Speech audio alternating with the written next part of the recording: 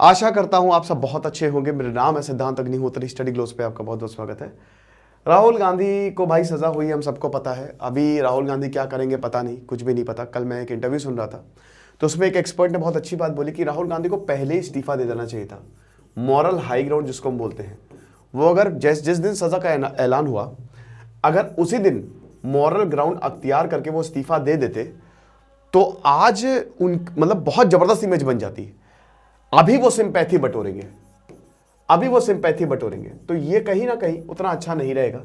साथ ही साथ अभी कांग्रेस का कोई दिशा ही नहीं है, कोई दिशा प्लान नहीं है। शायद कपिल सिब्बल को डेफिनेटली मिस कर रहे हैं यहाँ पे, बट कोई दिशा नहीं है कि किधर कांग्रेस जाएगी, क्या करना है, कैसे राहुल गांधी को बचाना है। बहुत सारे एडवाइजर्स है राहुल गांधी के, ये कर लीजिए वो कर लीजिए, बट अभी कुछ भी नहीं पता है कि आखिरकार क्या होगा, है ना। तो ये हिसाब किताब है। फिलहाल राहुल गांधी की तो बात ठीक है, लेकिन नरेंद्र मोदी ने कुछ चीजें बोली थी। नरेंद्र मोदी ने बोला था कि क्रिमिनलाइजेशन ऑफ पॉलिटिक्स बहुत ज्यादा बढ़ता जा रहा है। पॉलिटिक्स में अपराधीकरण ये सही नहीं है, उसको कम करने की जरूरत है। पार्लियामेंट में कुछ एक ऐसा लॉ आना चाहिए जिससे हम पॉलिटिक्स में क्रिमिनलाइजेशन को रोक सके। बिल्कुल सही बात है। कुछ आंकड़े देखते हैं, उसके बाद बात करेंगे। सबसे पहले तो हमारा एनसीईआरटी ज्योग्राफी और हिस्ट्री का बैच लॉन्च हो गया है। पॉलिटी की बात कर रहे हैं, पॉलिटिक्स की बात कर रहे हैं। पॉलिटी हमने ऑलरेडी अपडेट किया, पूरी हिस्ट्री और ज्योग्राफी अपडेट होगी। जिन्होंने ऑलरेडी हमारा कोर्स लिया हुआ है, जो यूपीएससी में एनरोल्ड है, उनको ये कोर्स लेने की जरूरत नहीं है। 2 अप्रैल से क्लासेस शुरू होंगी दोस्तों, और पूरी ज्योग्राफी और हिस्ट्री आपकी ऐसे उंगलियों पे, मजा आ जाएगी आपको। तो फटाक से कोर्स को अवेल करें। तो ये आप देख सकते हैं कि 2004 में 24% 543 एमपीज हैं पार्लियामेंट में।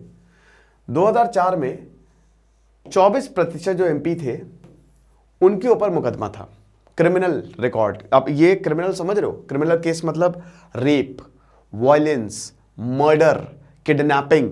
ये 2009 में 30% हुआ, ये 30%।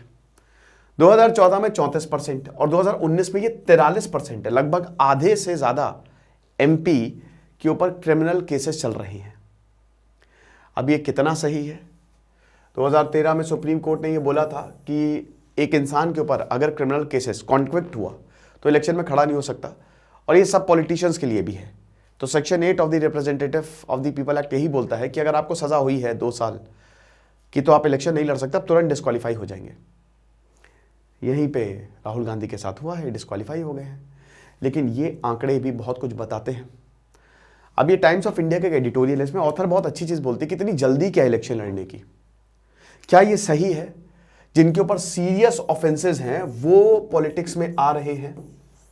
क्या ये सही नहीं होगा कि पहले ये जो इनके ऊपर आरोप लगे, क्योंकि 43% बहुत बड़ा नंबर है।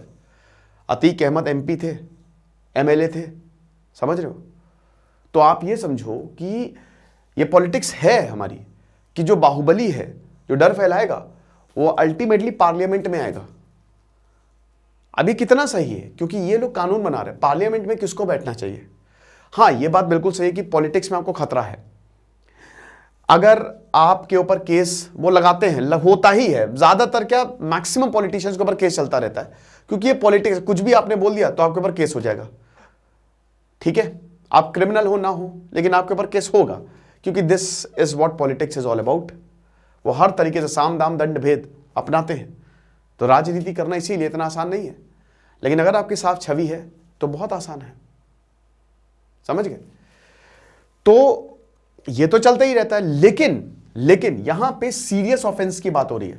अब कुछ कह दिया, डिफेमेशन केस, यहां तक तो ठीक है।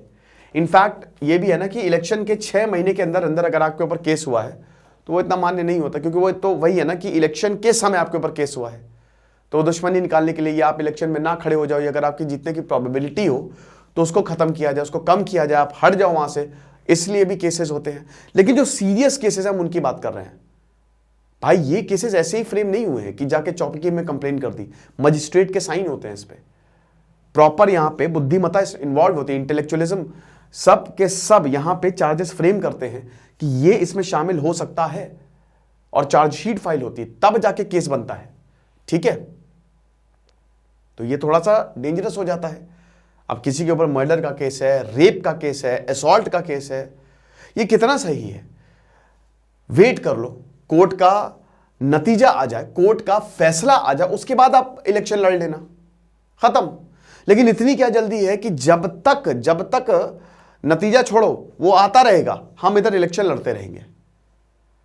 तो कहीं ना कहीं एक मैकेनिज्म बनाना चाहिए कोर्ट को, जिससे क्रिमिनलाइजेशन इन पॉलिटिक्स कम हो सके। हमको यह भी पता है कि पॉलिटिकल पार्टीज भी, क्योंकि ऐसे बहुत सारे बाहुबली हैं जो बाद में इलेक्शन लड़े, आप उठा के देख लीजिए पूरा रिकॉर्ड, जो गैंगस्टर्स थे वो बाद में पॉलिटिशियन हो गए। यस, ये सच्चाई है, देख लीजिए रिकॉर्ड आप। क्यों? सपोर्ट, पब्लिक का सपोर्ट, कि भाई ये इधर से जीतता ही आया है और आगे भी जीतता रहेगा। मनी पावर, ये आएगा तुम्हारे साथ, पैसा भी लेके आएगा, ताकत, बाहुबली, इसका वर्चस्व है यहां पे, वोट बैंक अच्छा खासा है इसका, एक तबका इसको सपोर्ट करता, तो वोट वहां से हमारे पास भी। तो ये पॉलिटिकल पार्टीज को भी सोचना चाहिए। लेकिन ये कितना आगे तक जाता है? अगर संसद में वही लोग बैठेंगे, कहते हैं ना कि अभी संसद में जो लोग बैठते हैं ज्यादातर अमीर हैं, तो वो क्या उनकी जो प्रॉब्लम्स है वो समझेंगे? अब देखिए, यहां पे अमीर गरीब का कोई वो लेना देना नहीं है, क्योंकि माइंड होता है कि भाई आप पॉलिटिक्स में इतने समय से आप काम कर रहे हो। जैसे मैं संजय राउत का एक इंटरव्यू सुन रहा था, तो उसमें भी आपकी अदालत में उनका इंटरव्यू आया था, तो उनसे पूछा कि आपके पास इतनी संपत्ति है, तो बोला कि भाई इतने समय से शिवसेना है, हमने मेहनत की है, मतलब आपके पास क्या शिवसेना भी है, उन्होंने 300 करोड़ की प्रॉपर्टी खरीदी है, तो वहां से पैसा आया है, तो हमने उससे प्रॉपर्टी खरीदी, उसका हमारे पास पूरा रिकॉर्ड है, आप देख सकते हैं, आप चेक कर सकते हैं। लेकिन हमको ये नहीं भूलना पड़ेगा कि इलेक्शन में सबसे ज्यादा मनी पावर और ब्लैक मनी अच्छा खासा यहां पे यूज होता है। ठीक है, ये हिसाब किताब है। तो कहीं ना कहीं ये जो आंकड़ा दिख रहा है ना 43%, अब 2024 में 2024 में हो सकता है ये और ऊपर चला जाए। There is a possibility. इसको कम करने की जरूरत है, क्योंकि ये 5-5, 6-6, 9-9% से बढ़ रही है। कितना सही है कि कोई भी पार्टी बोल ले, कितना भी कोई चीख चिल्ला ले, लेकिन सच्चाई कुछ अलग ही है। जब आप रिकॉर्ड उठा के देखोगे ना, तो आप चौंक जाओगे कि भाई अरे बाप रे, जो इतनी बड़ी बड़ी बातें कर रहे हैं आज, बाप रे, यहां पे इतने ज्यादा क्रिमिनल रिकॉर्ड्स, ये सही नहीं है। तो हमारी पॉलिटिक्स को साफ सुथरा होना पड़ेगा, तभी तो देश अच्छे से चलेगा। हो सकता है एक लीडर बहुत जबरदस्त हो, नरेंद्र मोदी बहुत ही पाक साफ लीडर है, no doubt, in fact Rahul Gandhi भी, ठीक है, कि ऐसा तो है नहीं कि कोई बहुत भयानक क्रिमिनल रिकॉर्ड है, हो सकता है लीडर सही हो, लेकिन बाकियों का क्या? हमको ये समझना पड़ेगा। अगर मान लीजिए किसी क्षेत्र में कुछ प्रॉब्लम हुई, तो हम ये थोड़ी ना बोलेंगे कि नरेंद्र मोदी की वजह से हुआ है। हो सकता है उनको क्षेत्र के बारे में भी ना पता चलो, उनके पास और भी बहुत सारे मैटर्स है, बट उस क्षेत्र का जो एमपी या एमएलए है वो इसमें जिम्मेदार है ना, वो उसको कैसे डेवलप कर रहा है, ये बहुत ज्यादा जरूरी है। तभी हमेशा बोला जाता है कि कभी भी पार्टी विशेष को उसको ध्यान में रखते हुए, किसी व्यक्ति विशेष को ध्यान में रखते हुए वोट मत डालिए। पहले देखिए आपके क्षेत्र में कौन कितना विकास कर सकता है, देखिए जो जो नाम है उनका रिकॉर्ड क्या है, वो बहुत ज्यादा जरूरी है, क्योंकि तभी उस क्षेत्र का डेवलपमेंट होगा। पानी नहीं आ रहा है, कोई प्रॉब्लम है, कोई अन्याय हो गया है, तो आप अपने एमएलए या एमपीस के पास ही जाएंगे, उस क्षेत्र के एमएलए के पास ही जाएंगे डेफिनेटली। तो इसीलिए बहुत ज्यादा जरूरी है कि एक पार्टी विशेष को हम ना, या व्यक्ति विशेष को नहीं, हम उस इंसान को वोट करें जो उस एरिया का डेवलपमेंट हो करे। लेकिन यहां पे बात यह है कि ये वाला जो आंकड़ा है ना, ये बड़ा खतरनाक है। ठीक है, तो आई होप ये लेक्चर आपको समझ में आया होगा। खुश रहिए, पढ़ते रहिए। देश सिद्धांत तक नहीं होता, साइनिंग ऑफ।